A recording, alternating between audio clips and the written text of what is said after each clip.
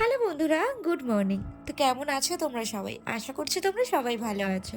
চলো তোমাদের সঙ্গে একটা মিষ্টি দিনের ব্লগ তোমাদের সাথে শেয়ার করছি। আজকে হচ্ছে মঙ্গলবার, আর যেহেতু তোমাদের দাদাভাই ছুটি আছে, তো ওর জন্য ভাবলাম ব্রেকফাস্ট আজকে বাইরেই সারবো। তো রিহুর কিছু মেডিসিন কিনতে এসেছিলাম, তো ভাবলাম একবারে ব্রেকফাস্টটা করেই তারপরে যাই। তো দুজনে মিলে অনেক দিন পর কিন্তু একসাথে আবার ব্রেকফাস্ট করতে আসলাম। তো দেখো, গঙ্গার পাড়ে বসতে কার না ভালো লাগে। আর গঙ্গার পাড়ে বসে মিষ্টি ওয়েদারে একটা সুন্দর রোদ্দুর মধ্যে বসে বসে টক দম খাওয়ার মজাটাই আলাদা। আর ওনাকে যে দেখছো নৌকোর মধ্যে কাজ করছে, একটু পরেই ওনারা আর কি মাছ ধরতে যাবেন, তার জন্যই আর কি সব নৌকোর ব্যবস্থা করছিল।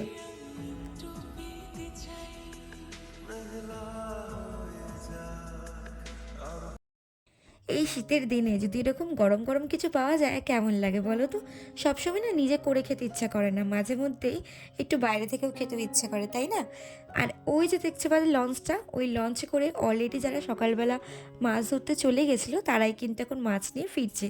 আর এখন কিন্তু পুরো ফ্রেশ মাছটা কিন্তু পাবে। আর তার সাথে কিন্তু এই পাউরুটি দিয়ে টক আলুর দম জাস্ট জমে যাবে। তো আসার পথে একেবারে বাজার করে নিয়েই ফিরেছিলাম। তো আজকে তোমাদের দাদাভাই বললে একটু মাটন খাবে। তো আমি তো মাটন খাই না। তো ওই জন্য বললাম ঠিক আছে, তাহলে তুমি নিয়ে চলো, তুমি আর মা খেয়ে নেবে, আমি আলু ঝোলটা চালিয়ে নেবো। তো আমি এমনিতে মাটন খাই না, আমার ভালো লাগে না। তো যাই হোক, দেখো এখানে মাটনের সব প্রিপারেশন আমি নিয়ে নিচ্ছিলাম। আর আস্তে আস্তে না অনেকটা লেট হয়ে গেছে। আমরা আসার সময় রিহুর কিছু জিনিস কিনলাম, রিহুর কিছু খাবার শেষ হয়ে গেছিলো, সেগুলো কিনলাম। তারপর তোমাদের দাদাভাইয়ের কিছু জিনিস লাগবে, সেগুলো কিনলাম। কিনতে কিনতে তারপর মাটন কিনতে গিয়ে কতটা লাইনে পড়ে গেছিলাম। তো সব কিছু মিলিয়ে না অনেকটা লেট হয়ে গেছে, প্রায় 12:30।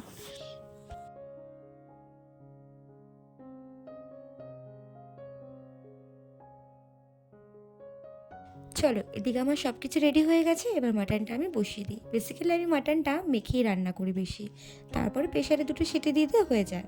তো এদিকে দেখো আমার মাটন প্রায় আমার রান্নাও হয়ে গেছে। আর তোমাদের সাথে একটা নতুন জিনিস শেয়ার করব।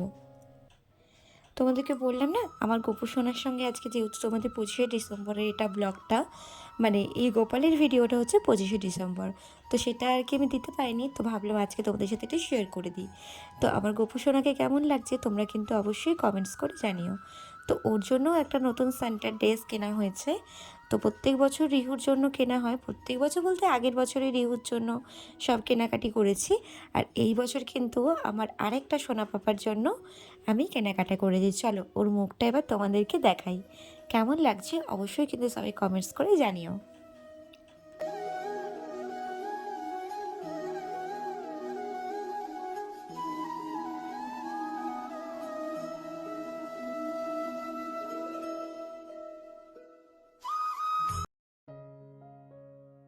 তো আবার চলে এলাম তোমাদের সাথে একটা ইভিনিং স্ন্যাক্স নিয়ে। এটা হচ্ছে সন্ধেবেলার ব্লগ।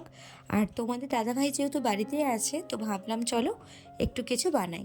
তো যেহেতু ফ্রিজে লোটে মাছ ছিল, তো ওর জন্য আমি দুপুরবেলায় না ম্যারিনেশন করে রেখে দিয়েছিলাম লোটে ফ্রাইটা করব বলে।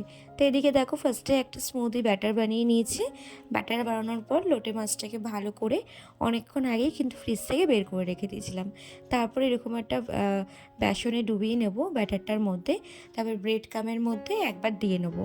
আর এইভাবেই ঠিক লোটে মাছটাকে ধরলে কি বলো তো, পুরো হাতে না মাখামাখি হয় না, ব্রেড কামের মধ্যেও দলা পেকে যায় না। তো আমি ঠিক সুন্দরভাবে ধরে ব্রেড কামের মধ্যে মাখিয়ে সুন্দর করে এক এক করে করে প্লেটে রেখে দেবো। তারপরে একসাথে কিন্তু ভাজবো। তো চলো তোমরা ভিডিওটা দেখতে থাকো।